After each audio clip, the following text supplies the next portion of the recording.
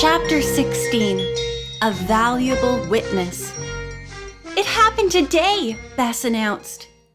Nancy and Ned listened carefully as Miss Armitage began to speak excitedly. "It was dreadful, dreadful! I had been on a shopping trip and arrived home with my arms full of groceries. I quietly put the key into the door and opened it. Suddenly, I became aware of a slight sound in my bedroom." The woman closed her eyes as if the recollection were painful. Nancy asked quietly, "Did you investigate?" Miss Armitage nodded. "The result was both good and bad. I found a man rummaging through my desk drawer. He was the homeliest human being I've ever seen. I couldn't even describe his face. It was grotesque. He looked like an animal." "Probably," Nancy suggested. "He was wearing a rubber mask." "Perhaps," the woman conceded. "Anyway, I was horrified to see that in one hand he had the precious Valentine. In the other, he held the pieces of the torn letter telling about the child's royal coach." "Then what happened?" Ned prompted her as she paused. "The man turned and looked at me. I said, 'Put those down and get out of here.'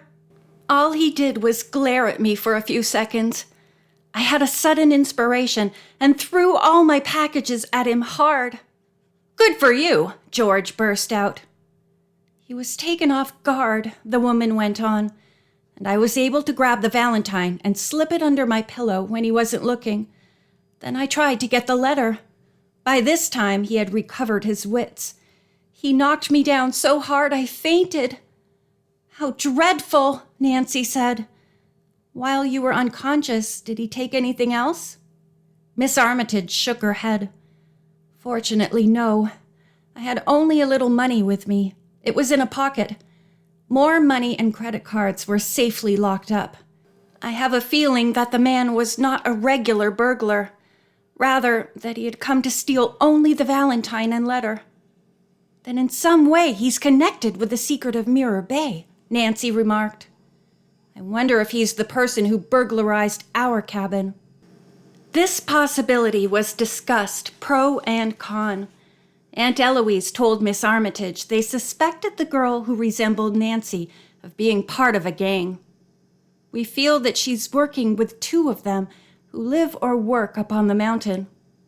Ned asked Miss Armitage if she had called the police. "Oh, yes. They came at once. I didn't want to tell them about the Valentine and the stolen letter because I'm trying to keep that a secret. I just told them about the man in my house. They didn't know of anyone around here who has a grotesque face such as I described and suggested, as you did, Nancy, that he may have been wearing a mask." Aunt Eloise asked Miss Armitage if she would have dinner with them, but she declined. "I'm expecting some friends this evening." She smiled ruefully.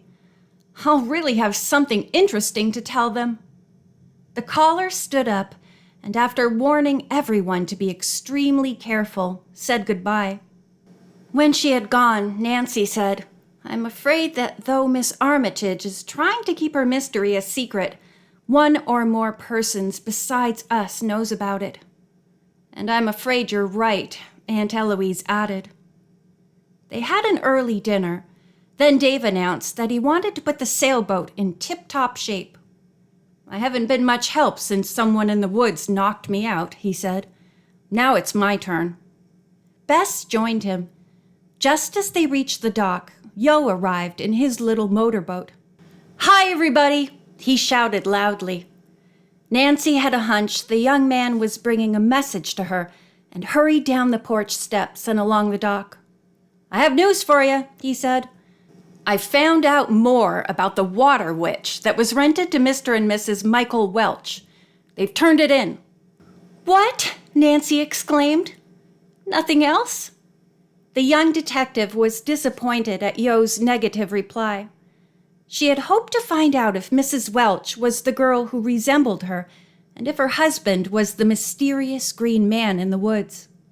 Aloud, she said, "Thanks a lot for the information, Yo." She grinned at him. "You're really getting to be a detective." Well, keep up the good work. All clues are acceptable to Nancy Drew and Company." Yo laughed. By this time, Ned had joined Nancy on the dock. The Cooperstown boy looked at him and said, "Did you ever hear about the girl hitchhiker who turned out to be a ghost?" "Let's hear about her," Ned urged. Nancy thought she detected a twinkle in his eyes. She had a hunch Ned knew the story, but wanted to hear Yo's version of it. "Well," Yo began, "this happened outside of town not too far from here. It was over 100 years ago." Nancy spoke up, "Which means nobody can prove or disprove it now." Yo insisted the story was true. A young man was driving along in a buggy. It had started to rain hard, and he dropped the front curtain. As he passed a cemetery, he saw a girl dressed all in white standing at the roadside. She waved at him to stop. Of course he did, and opened the curtain wide enough for her to get into the buggy. Yo said that she gave him an address in town and asked to be taken there. He wondered why she was dressed in such a filmy evening-type dress. Then he thought perhaps she had been walking home alone from a party. She did not say another word, and he asked no questions. When they reached the address, he stopped the horse, got out of the buggy, and helped her up the front steps of the house. He rang the bell, then turned around to see if his horse was all right. As a woman opened the door, he turned back to watch the girl go inside. To his surprise, she was not there. She had vanished completely. "What a strange tale," Nancy remarked. Ned was trying hard to keep from grinning. "Yes, it is," he agreed. The fellow with the buggy was so amazed he could hardly speak. But finally he said to the woman, "At the cemetery, I picked up a girl who wanted to come here, but she suddenly disappeared." He felt very foolish, of course, but the woman smiled tolerantly and said, "This happens every rainy night. That was the ghost of my daughter. She was buried in that cemetery 4 years ago." Yo's eyes grew large. "Say, you beat all! I thought sure I had you stumped this time. Where'd you learn the rest of that story?" Ned mentioned his study of folklore in a psychology course.